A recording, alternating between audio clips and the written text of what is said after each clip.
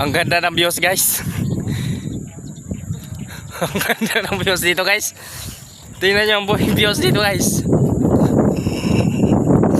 Oh, ang linaw ng dagat guys. Ang linaw ng dagat guys. Oh, tingnan yung dagat guys. Ang linaw ng dagat guys, no? Oh, ang ganda. Ang ganda guys.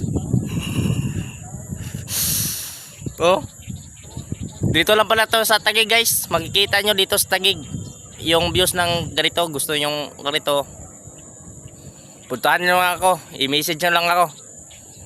Ganito yung gusto nyo. Oh, ganyan yung views. Oh, may aso pa sa likod guys. Aso sa likod. Oh, yan guys.